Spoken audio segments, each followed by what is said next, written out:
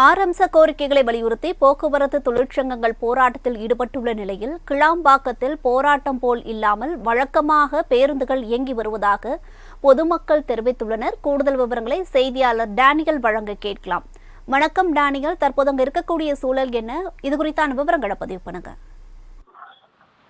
நிச்சயமாக வர்ணிகா, தமிழகம் முழுவதும் அண்ணா தொழிற்சங்கம், சிஐடி உள்ளிட்ட எதிர்கட்சி போக்குவரத்து துறை தொழிற்சங்கங்களை சேர்ந்தவர்கள், நிர்வாகிகள், போக்குவரத்து துறை அதிகாரிகள் மற்றும் அமைச்சர்களுடன் இடையே நடைபெற்ற பேச்சுவார்த்தை தோல்வியடைந்ததால் காலவரையற்ற வேலை நிறுத்தம் நேற்று இரவு முழுவதும் அறிவித்திருந்த நிலையில் போக்குவரத்து தொழிற்சங்கங்கள் 6 அம்ச கோரிக்கை வலியுறுத்தி தற்பொழுது போராட்டத்தில் ஈடுபட்டு வருகின்றனர்.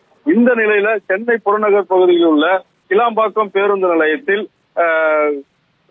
இந்த முழுவதும் சாதாரண நாட்களைப் போல பேருந்துகள் இயக்கப்பட்டு வருகிறதும், இது 80% பேருந்துகள் இந்த பகுதியில் இயக்கப்பட்டு வருகிறது. இது குறித்து பொதுமக்களிடம் நாம் கேட்ட பொழுது பேருந்து போக்குவரத்து எந்த ஒரு தடையும் இல்லாமல் ஸ்ட்ரைக் போன்று இல்லை, அப்படி என்ன என்று கேள்வி எழுப்புகிறார்கள். எனவே இது மாதிரி சாதாரண நாட்களில் இருப்பதை போல இந்த போக்குவரத்து ஆனது எந்த தடையும் இன்றி அனைத்து வாகனங்களும் அனைத்து பேருந்துகளும் கிடைக்கிறதாகவும் பொதுமக்கள் கருத்து தெரிவிக்கிறார்கள். தற்பொழுது இந்த கிளாம்பாக்கம் பேருந்து நிலையத்தில் பொதுமக்கள் பேருந்துக்காக வருவதும் பேருந்திலிருந்து செல்வதுமாக சாதாரண நாட்களைப் போல இயக்கப்பட்டு வருகிறது. வர்ணிகா, இந்த ஸ்ட்ரைக் என்பது இந்த பகுதியில தெரியவில்லை என பொதுமக்கள் கருத்து தெரிவிக்கிறார்கள்.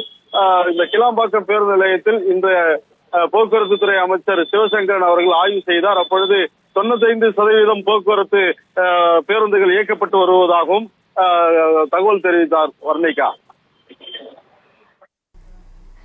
விவரங்களுக்கு நன்றி டேனியல்.